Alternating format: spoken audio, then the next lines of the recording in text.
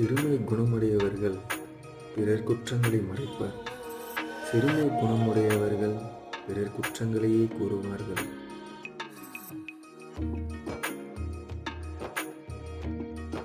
நமது கடமை இதுவென்று அறிந்து நற்குணங்களை மேற்கொண்டு நடப்பவர்களுக்கு நல்லது என்ற குணங்கள் எல்லாம் இயல்பாய் இருக்கும்.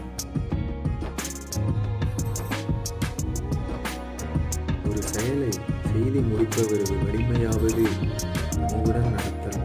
அது அறிவுடையோரையும் பகைவரையும் அன்பராக்கும் கருவியாகும்.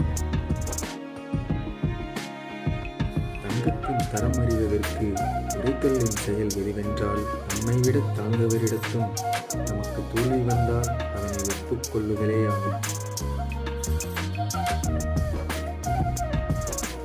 நல்ல பண்பு உடையவர்களின் ஒழுக்கத்தால் உலகம் நடைபெறுகின்றது.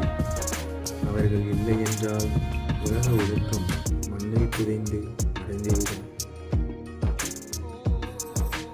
மற்றவரோடு அளவலாவி மனத்தில் மகிழ்கின்ற குணம் இல்லாதவருக்கு மிகப்பெரிய உலகம் பகற்காலத்திலும் இருளில் கெடுப்பது போல் தோன்றும்.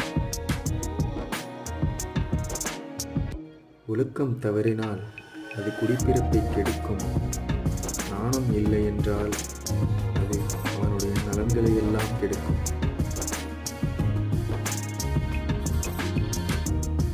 குடும்பத்தை தாங்கவல்ல நல்ல ஆண்மகன் இல்லாத வீடு துன்பம் என்ற கோடாரி அடியால் குடும்பம் என்னும் ஆலமரம் வெட்டிச் சாய்ந்துவிடும்.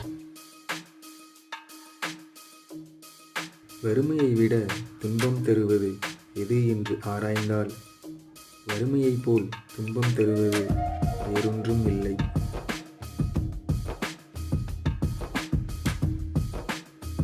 வாழ்க்கையோடு பொருந்தாத வறுமை ஒருவனைச் சேர்ந்தால் அவனை பெற்ற தாயினாலும் அயலான் போல் நடத்தப்படுவான்.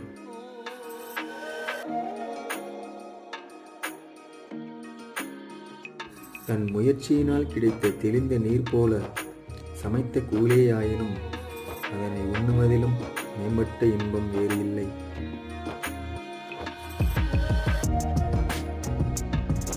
கீழ்மக்கள் தோற்றத்தினால் மனிதர்களைப் போலவே இருப்பார்கள், குணங்களினால் மனிதராக மாட்டார்கள்.